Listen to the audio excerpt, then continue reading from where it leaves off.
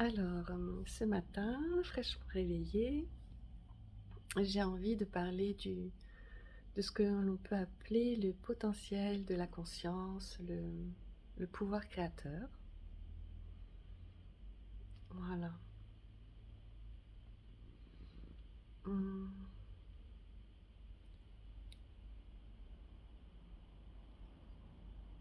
Alors, j'essaie de retrouver le fil, parce que c'était en train de se dérouler, de se déployer en moi, et le temps que j'attrape mon téléphone, vous savez, comme une petite interruption. Alors, mais justement, ce que j'ai envie de parler, c'est de ce mouvement de vie. Voilà, de ce que j'appelle aussi beaucoup le souffle de vie, dans le sens où c'est ce qui anime toute chose et qui est intimement lié à la source de toute chose, vraiment voilà, dans cette conscience. Euh, et donc ce souffle de vie en nous est vraiment un mouvement qui, naturellement, dans son essence, va vers son déploiement. En fait, exactement, le souffle de vie ou l'essence de vie, c'est le déploiement de la source que c'est. En gros, c'est la source mise en mouvement et du coup, forcément, qui ne peut aller que vers son déploiement puisque la source est, on va dire, le déploiement absolu. Voilà. Mm. Donc, c'est en ça ou dans l'individualité, parce que ce déploiement, il se fait dans cette individualité. C'est en ça où il y a ce potentiel incroyable de s'épanouir. Voilà. Voilà, de s'épanouir dans justement cette spécificité. C'est-à-dire vraiment le- ce souffle de vie, cette essence, euh, cette, cette âme a la possibilité finalement de jouer avec toutes les caractéristiques qui font notre individualité. Donc je le rappelle, les caractéristiques, c'est bien évidemment le corps. Il y a un corps particulier. Il y a une fonction grâce à laquelle là je suis en train de vous parler. Il y a, il y a un moi, voilà, qui justement qui donne vie. Enfin, je sais pas qui donne vie de quoi en fait, entre ce qui le souffle qui anime, mais il faut bien qu'il y ait quelque chose à animer. Enfin bon, tout ça c'est des mots parce que c'est tellement voilà, c'est des mots qui essayent vraiment, et il y a beaucoup de mots parce que finalement c'est d'une simplicité absolue tout ça en essence, mais sinon c'est aussi d'une complexité incroyable parce que d'une richesse infinie aussi. Voilà. Mm. Donc, je me suis un peu perdue dans ce que je voulais dire. Voilà, oui, envie de parler de cette possibilité du coup de se déployer, qui n'est pas une possibilité qui est la nature de ce que l'on est en mouvement et agissant en nous. Voilà. Et ce qui se passe, c'est que ce mouvement naturel d'expansion, d'épanouissement, de retour à la source finalement, mais de retour à la source dans ce qui est là maintenant, eh bien, peut être freiné, voire très ralenti par justement cette individualité. C'est-à-dire cette individualité, elle est support au déploiement, mais elle peut aussi être un frein. Si par exemple toutes ces choses ne sont pas à leur place, comme par exemple souvent la, la, la fonction mentale qui devient prépondérante, tous les conditionnements, en gros, les croyances qui, euh, qui délimitent et qui enferment. Alors que, en fait, finalement, ce devrait être juste ce que l'on est, enfin, ça, c'est vraiment, normalement, vraiment le support à déployer, et pas quelque chose qui est censé enfermer la vie et la bloquer et la figer. Voilà. C'est pour ça que l'éveil est intéressant, en fait, parce que justement, il permet de sortir de toutes ces conceptions limitées de nous-mêmes et finalement simplement reprendre, laisser ce mouvement, ce souffle de vie se déployer naturellement comme voilà. Donc, donc il n'est pas nécessaire qu'il y ait cette reconnaissance, c'est-à-dire cette sortie hors des limitations de nous-mêmes pour que ce mouvement il se déploie en chacun de nous, qu'il y ait cette reconnaissance ou pas, mais effectivement, euh, l'éveil a quelque chose de assez radical, voilà, parce que c'est vraiment un changement de vision euh, complet, puisqu'on passe vraiment de la croyance d'une identité séparée, donc la croyance vraiment que tout se limite à cet individu que je suis, à au contraire, non, je suis vraiment quelque chose de beaucoup plus vaste, et ensuite on peut revenir dans cette individualité, et puis du coup, enfin revenir dans le sens où on peut ensuite la considérer pour être dans ce mouvement de déploiement.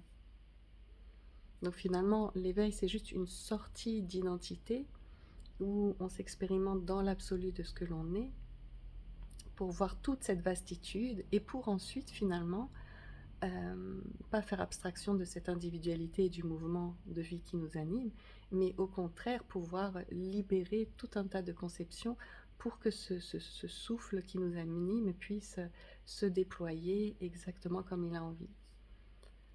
Et c'est pour ça, du coup, souvent que l'on dit qu'il y a une intégration de l'éveil. C'est pas tant qu'il y a une intégration de l'éveil, c'est simplement ce mouvement de vie voilà, qui reprend. Voilà.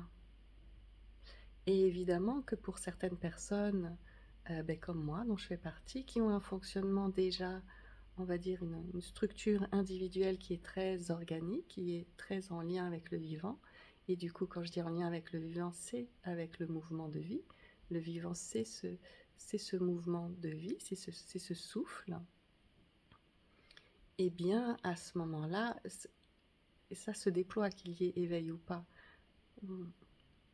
C'est pour ça qu'il n'est pas nécessaire. Voilà, l'éveil, en fait, c'est vraiment juste comment dire, vraiment l'occasion de sortir d'un carcan de façon vraiment assez radicale. Voilà. Mais dans tous les cas, la vie évolue en chacun de nous. Et c'est pour ça aussi, et c'est toujours ça, du coup ça rejoint à chaque fois quand je parle voilà, de thérapie, de spiritualité, que je dis que c'est la même chose, parce que du coup sortir, travailler sur chaque croyance, chaque conditionnement, chaque, comment dire, chaque émotion qui est comme figée dans cette individualité, comme des bouts d'histoire qui sont restés comme voilà, à base d'histoire, du coup qui sont sortis de l'instant, c'est pour ça que ça devient des histoires, en gros, parce que voilà, parce que ça n'a pas été vécu pleinement dans l'instant, donc ça reste figé comme en tant qu'histoire finalement. Que c'est une histoire, c'est simplement du passé qui reste dans l'instant. Voilà, c'est juste ça. Mais ça a une réalité. C'est vraiment dans l'instant, ça a une réalité. C'est de l'histoire passée qui reste figée, parce que voilà, il y a une intensité émotionnelle qui reste figée, où il y a voilà, des croyances qui englobent et qui enferment tout ça, comme nous sommes enfermés dans une individualité séparée. Il peut y avoir des bouts d'histoire, de croyances, d'émotions qui restent figées. Et là, du coup, d'aller voir toutes ces croyances, eh bien, c'est comme plein de petits éveils finalement. Ça permet de sortir de la croyance et de laisser à nouveau le mouvement de vie, le souffle de vie, suivre son cours. Et la thérapie, finalement, c'est ça. C'est aller voir tous ces endroits où la vie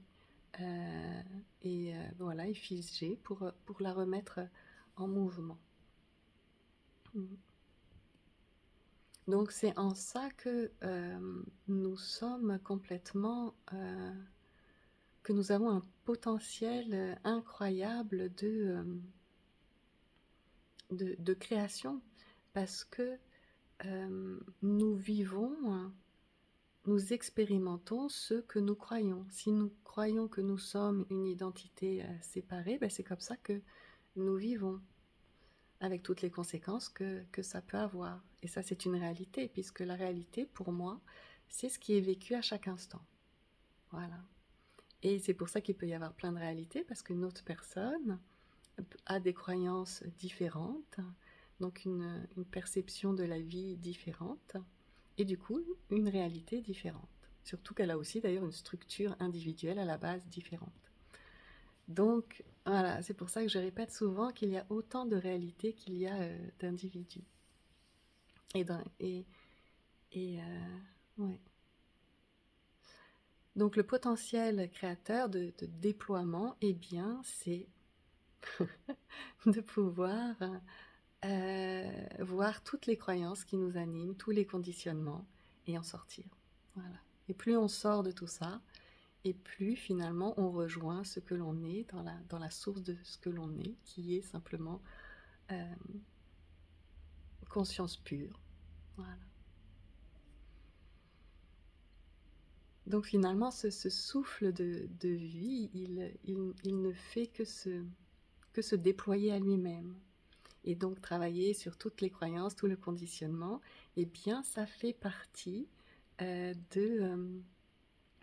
comment dire, de ce retour à ce que l'on est, à vraiment pouvoir vivre justement notre divine humanité.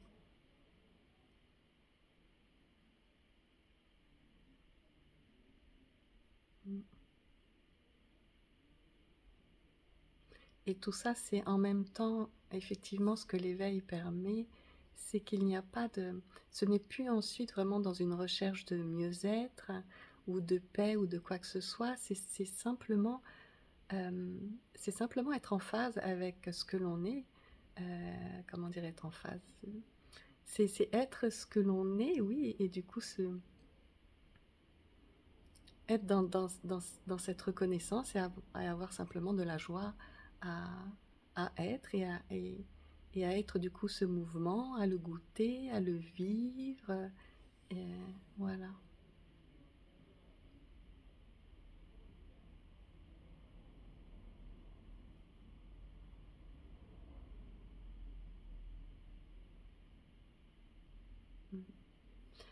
Et du coup, c'est là où il n'y a plus de recherche parce que c'est l'inverse en fait d'une fuite de soi.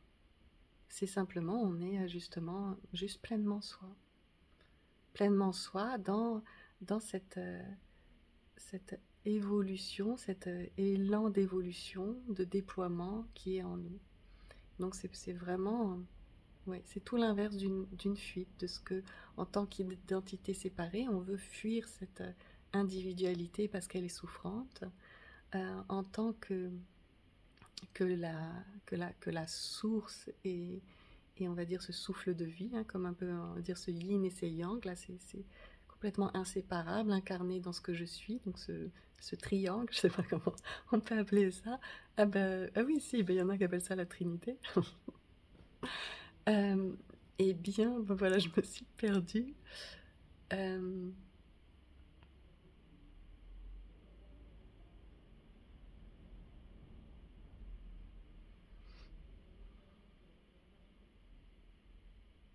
je me suis perdue.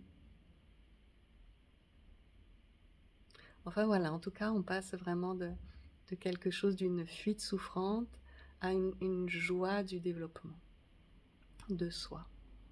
Et du coup, oui, voilà. Et du coup, puisqu'il y a cette joie, tout est effectivement, c'est comment dire, c'est pour ça qu'il y a de la, il n'y a aucune recherche, aucune, même pas en fait d'être désidentifié de quoi que ce soit, d'être, parce que souvent on assimile l'éveil au fait d'être toujours désidentifié de tout ce vivant et tout, mais non. Ensuite, ça a plus de sens tout ça. Ça, c'est juste un mouvement pour se reconnaître, mais ensuite, il n'y a plus de distance avec soi, de rien du tout. Donc, il est plus nécessaire de faire ce mouvement-là. Et à l'intérieur, c'est tout à fait Ça a envie de se vivre de toutes les manières possibles, et y compris identifier. J'avais fait, je crois, une petite vidéo là-dessus, je sais plus. Mm.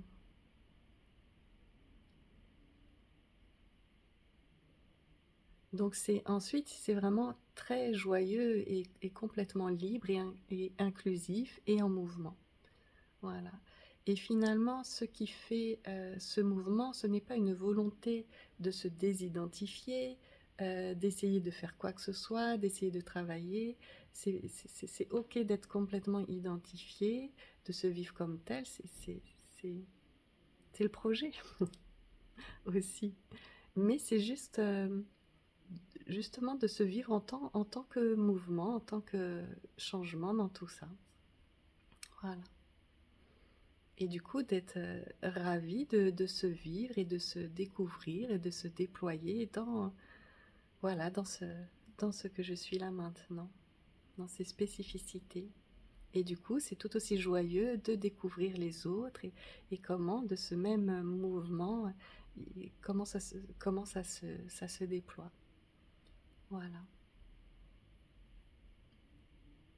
Voilà, voilà, ben, je vais m'arrêter là pour aujourd'hui.